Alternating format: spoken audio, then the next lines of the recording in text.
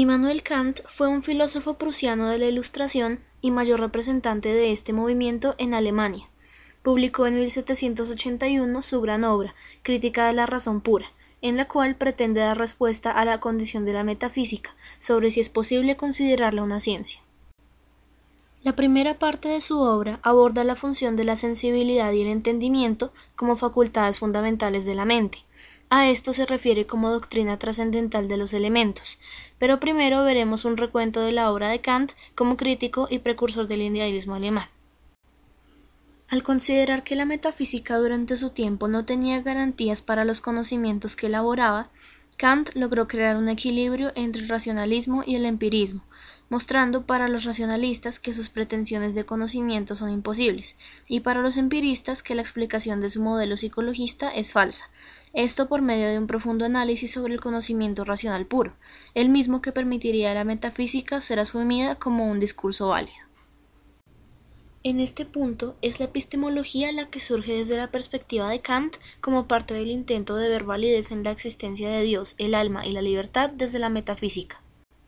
Definida como la labor de delimitar las condiciones a priori del conocimiento humano, la epistemología requiere claridad entre los tipos de juicios existentes, que desde Kant son juicios analíticos o a priori, que no amplían nuestro conocimiento y que son universales y necesarios.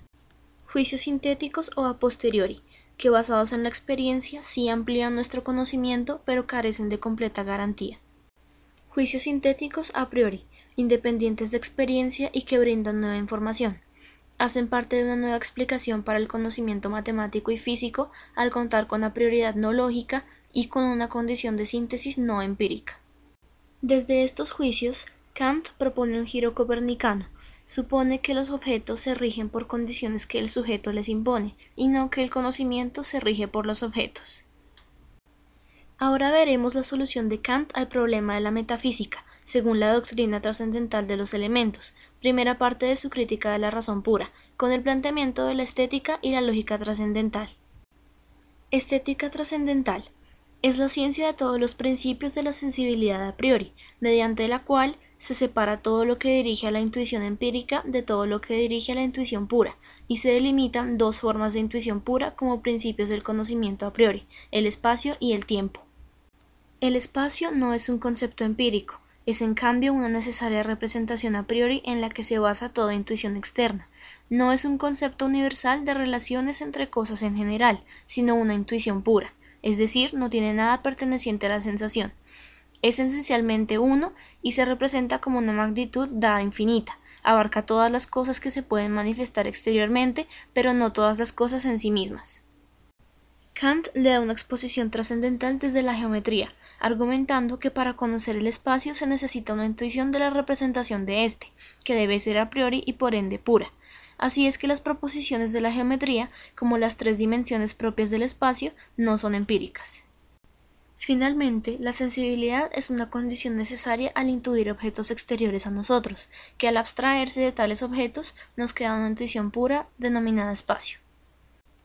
El tiempo, como el espacio, no es un concepto empírico, es una representación básica para todas las intuiciones. El tiempo mismo no puede ser suprimido.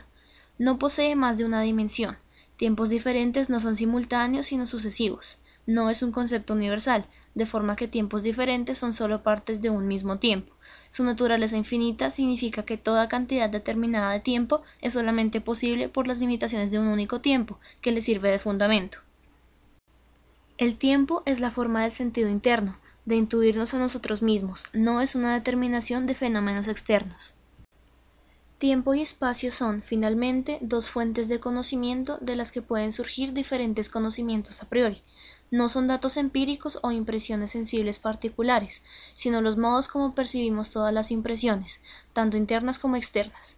Pertenecen a la estructura del conocente y no a lo dado exteriormente. La lógica trascendental.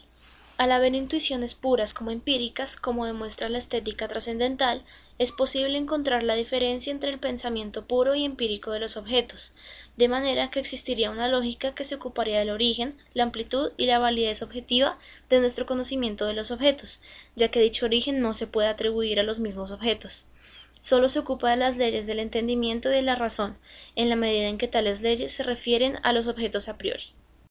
Se debe aislar el entendimiento, como en la estética trascendental la sensibilidad, de manera que finalmente queda diferenciada la parte de la lógica trascendental que trata los elementos del conocimiento puro del entendimiento y de los principios sin los cuales ningún objeto puede ser pensado, que es la analítica trascendental, de la parte que se presenta como una crítica del entendimiento y de la razón, y que pretende revelar la falsedad de los supuestos conocimientos sin fundamento, dejando vigente solo el simple juicio y la defensa del entendimiento puro, que es la dialéctica trascendental.